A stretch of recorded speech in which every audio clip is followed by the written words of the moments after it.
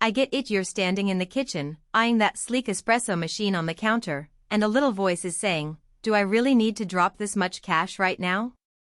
You've probably already Googled a dozen options, watched a couple of unboxing videos, and maybe even imagined the aroma of a perfect shot filling the room.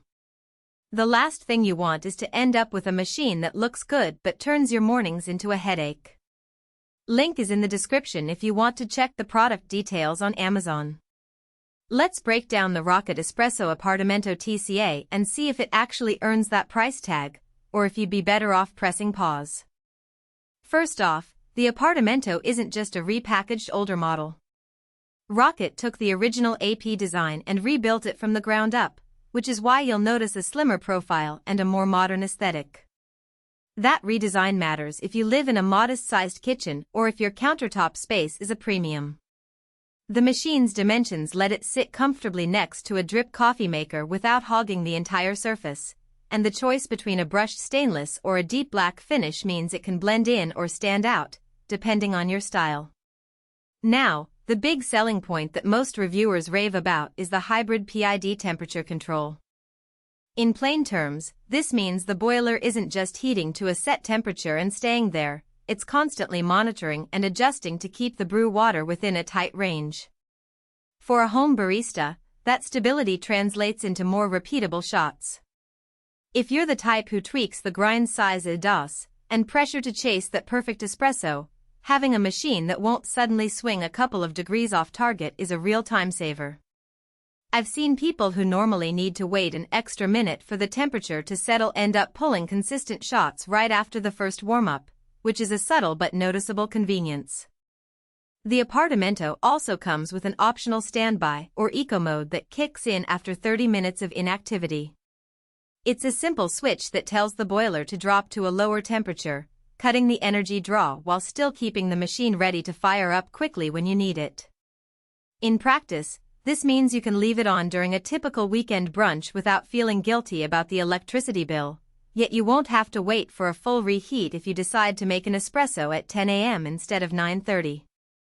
One thing that often trips up new owners is the learning curve around that PID interface. The control panel isn't a massive touchscreen, it's a set of rotary knobs and a small LCD that displays the current temperature, set point, and the RGB indicator light. The RGB light is actually quite handy. It glows green when the machine is at the target temperature, amber while it's heating, and red if there's a fault. That visual cue can be a lifesaver when you're half asleep and trying to decide whether to pull a shot or wait a few seconds. However, because the interface is minimalist, you'll spend a few minutes getting comfortable with the knob combinations for things like pre-infusion time or adjusting the temperature on the fly. If you prefer a machine that does everything at the press of a button with a menu of presets, this might feel a bit too hands-on. What about the practical day-to-day routine? Once you've filled the water tank about a liter, which is enough for a couple of espresso rounds, the machine reaches brewing temperature in roughly 2 minutes thanks to its efficient boiler design. That's quicker than many larger commercial-style units, and the lack of a bulky water reservoir keeps the footprint small. For most home users who brew 2 or 3 drinks in the morning and maybe another one after dinner, the tank size isn't a bottleneck. If you're planning to serve a full office crew or run a small pop-up CAF, you'll find yourself refilling more often than you'd like. A hidden trade-off comes with the lack of an integrated grinder.